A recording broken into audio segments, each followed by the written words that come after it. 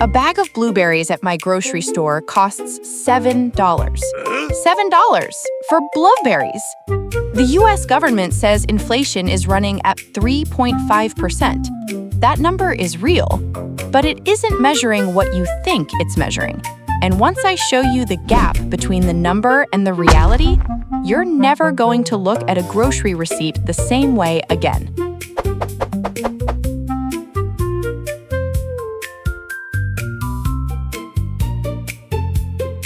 Here's what actually happened.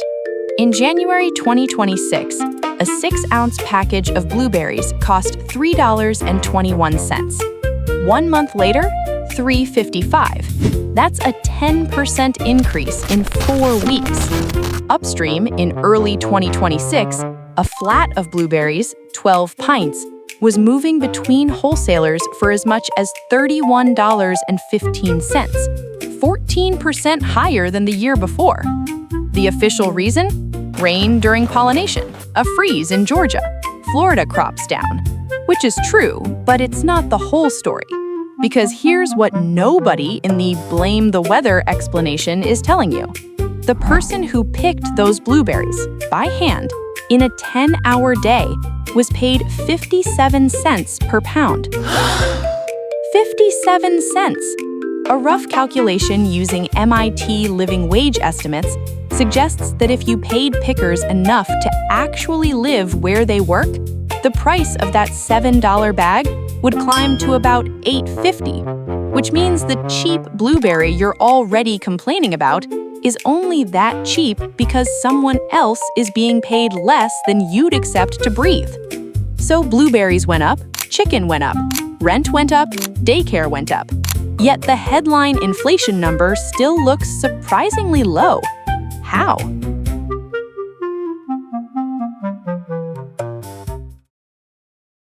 The writer Sam Ewing once said, "Inflation is when you pay $15 for the $10 haircut you used to get for $5 when you had hair." Funny. Also, mathematically, the entire problem. The number the government publishes is called the Consumer Price Index for All Urban Consumers, CPI-U, published monthly by the Bureau of Labor Statistics. In June 2026, that number said inflation was 3.5% over the previous 12 months. And here's something weirder. That same month, headline CPI dropped by 0.4%. How? A sharp drop in gasoline prices did most of the work. But your rent didn't drop, your daycare bill didn't drop, your health insurance premium didn't drop. So how does a single number claim to represent all of that at once? It doesn't. It makes choices, 3 big ones, and every single one of those choices tends to bend the number downward. 1. Imagine you walk into a car dealership. Last year's model is gone. This year's model costs $100 more. The salesman says, "Yes, but it has a better transmission." Great, you still paid $100 more. But the BLS runs a statistical model that says the extra transmission is worth $120. So as far as the inflation number is concerned, the car got cheaper. It's called hedonic adjustment. Read that again slowly. You didn't pay less. The model just decided you got more. You can't opt out of the transmission. You can't buy last year's model.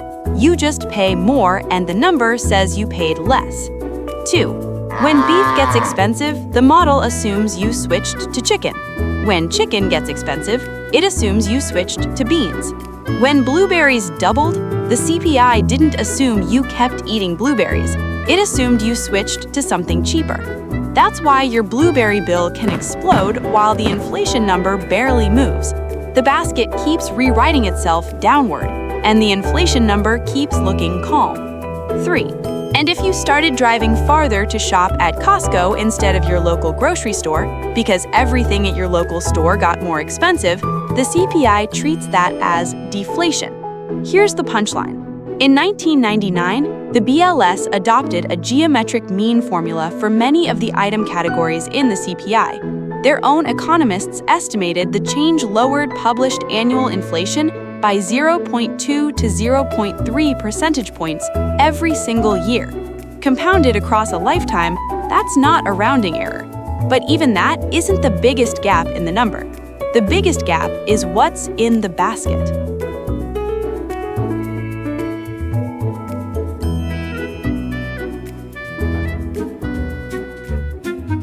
Imagine a shopping cart. It's not your cart, it's an average cart. The Bureau of Labor Statistics built it, and every item goes in at a specific weight. Housing, 44.6% of the whole cart. Food and drinks, 14.5%. Daycare and preschool, 0.7%. College tuition, 1.35%. Now, look at your actual life. If you're a young parent paying $2,000 a month for daycare, that 0.7% bucket isn't a bucket. It's your rent-sized second rent. But in the official basket, it's a rounding error. This is the trick. The CPI is real. It's just not real for you. But the sneakiest number in the whole basket is housing, specifically something called Owner's Equivalent Rent, OER. The BLS doesn't measure your mortgage, doesn't measure home prices, doesn't measure interest rates, doesn't measure property taxes. Instead, they knock on the door of a homeowner and ask this question. If someone were to rent your home today, how much do you think it would rent for monthly, unfurnished, and without utilities? That's it. That's how 26.5% of the entire inflation basket gets measured, by asking homeowners to guess. And because they smooth the results across a slow rotating panel of existing tenants, most of whom are locked into old leases, owner's equivalent rent lags the actual housing market by about 4 quarters. So when rents are exploding in real time, the CPI records it a year later. When they cool off, the CPI shows housing inflation for a year after that. Housing is 44% of the number, and it's on a 1-year delay. Here's what all of this adds up to. The Federal Reserve Bank of Cleveland ran the numbers. From late 2022 through mid-2024, low-income households, the bottom 40% of earners, experienced inflation that was 0.25 to 0.5 percentage points higher than the official headline number. Every year, compounding.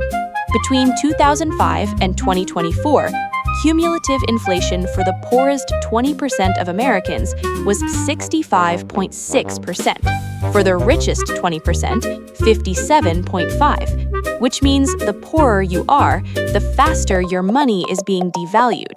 And when you already buy the cheapest brand of pasta, there's nothing cheaper to switch to. Economists call it cheapflation. It has a name because it happens to millions of people, and the official inflation number was never designed to see it.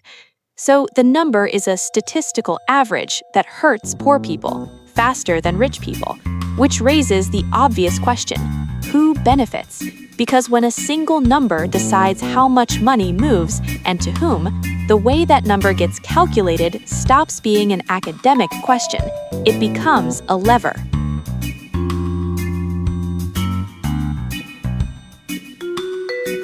In 1919, John Maynard Keynes wrote one sentence about inflation that has never been surpassed. By a continuing process of inflation, governments can confiscate, secretly and unobserved, an important part of the wealth of their citizens. Secretly and unobserved. The U.S. federal government is projected to run a $1.9 trillion deficit in fiscal year 2026. National debt is on track to hit 120% of GDP by 2036. Every year, the government adjusts Social Security payments, veterans' benefits, and federal pensions upward to match inflation. It's called a COLA, cost of living adjustment. If the official inflation number is lower, the adjustment is lower, and the government spends less. That's not a conspiracy, that's an incentive, and incentives don't have to be intentional to shape outcomes. There's already a proposal to switch to something called the chained CPI, because it assumes even more substitution. Remember blueberries to beans, It runs about 0.3 percentage points lower than the current version every year.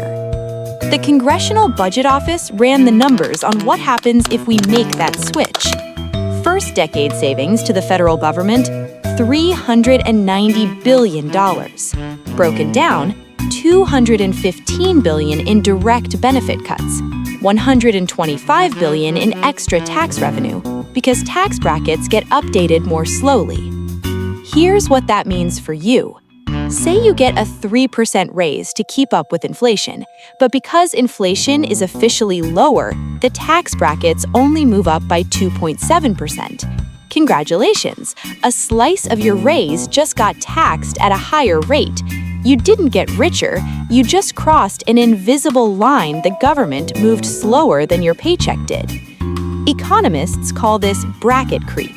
And then there's another $50 billion on top, in lower interest on the national debt. Second decade savings? Over $1 trillion. But that $1 trillion doesn't disappear, it just moves. Out of the pockets of retirees, disabled veterans, and low-income families into the Treasury. According to modeled estimates, a single retired woman on the median Social Security benefit could lose around $56 a month by age 80. That's a full week of groceries every month for the rest of her life. A permanently disabled veteran? By age 65, they'd be down roughly $3,200 a year. Milton Friedman put it in 5 words. Inflation is taxation without legislation. Because Congress never has to vote on a tax hike, nobody has to campaign on cutting benefits. It just happens, quietly, every year because the definition of a single number shifted. The federal government isn't the only beneficiary.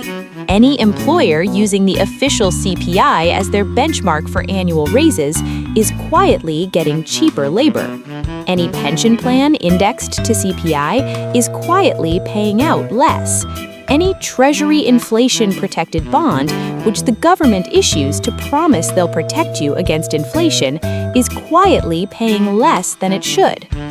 So here's your who. Anyone who owes you money that's indexed to inflation. The government, your employer, your pension fund. Anyone whose obligation to you shrinks a little each year because the number they use is lower than what you actually live. Which brings us to the question you've been sitting on for the last 5 minutes. What are you supposed to do about it? Ronald Reagan, in 1978, before he was president, said, "Inflation is as violent as a mugger, as frightening as an armed robber, and as deadly as a hitman." That's the feeling. Now, here's the math. The average American savings account right now is paying 0.38% interest. The official inflation rate is 3.5%. Do the math. At current rates, every dollar you have in that account is losing about 3% of its purchasing power every year. That's not a market risk you're taking. That's a slow bleed the account itself is built into. And that's using the government number. Your personal inflation is almost certainly higher. So, the first move is simple. Stop parking money in a checking or standard savings account beyond what you need to pay bills this month. 3 tactical moves. 1. Move your emergency fund into a high-yield savings account. Online banks are paying 2.5 to 4.2%. That's still not beating inflation aggressively, but it stops the bleeding. 2. Move anything beyond your emergency fund into short-term treasury bills, assuming you're comfortable locking that money up until maturity. 3-month T-bills are paying around 3.8% right now, backed directly by the U.S. government, and you can buy them in 10-minute increments on Treasury Direct. 3. Recalculate your emergency fund itself. The old rule was 3 to 6 months of expenses. Add a 5 to 10% buffer on top, because the expenses you were budgeting for last year are already more expensive this year. But before any of that, before you move a single dollar, you need to know what your personal inflation actually is, because the CPI isn't for you. which is why the last thing I'm going to leave you with is a single number, one you can calculate yourself, one that tells you the truth the CPI won't. I promised I'd leave you with one number. Here it is. Call it your Personal Purchasing Power Spread, PPPS. 2 steps. Step 1, figure out your inflation. Look at your 5 biggest monthly expenses: groceries, rent, gas, utilities, one flexible one. For each one, compare what you're spending today to what you spent a year ago. Average them. That's your personal inflation rate. Step 2, figure out what your money's earning. Add up the interest across your checking, your savings, your T-bills, whatever. If most of your money is in a savings account paying 0.5%, your yield is basically 0.5%. Subtract step 2 from step 1. That's your PPPS.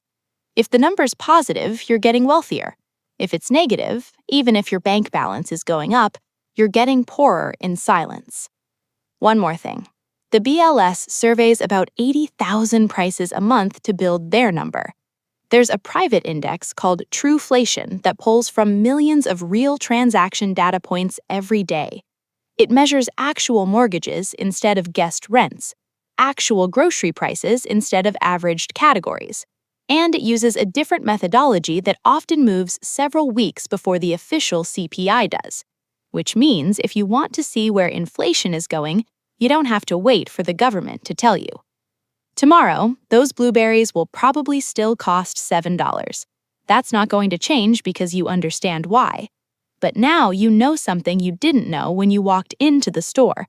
The price isn't just telling you what blueberries cost, it's telling you how the system measures reality, which numbers get published, which don't, and who ends up on the wrong side of the gap in between. Now you know the gap. Because inflation isn't really about prices, it's about measurement. And once you know how it's measured, you stop letting someone else's average define your own.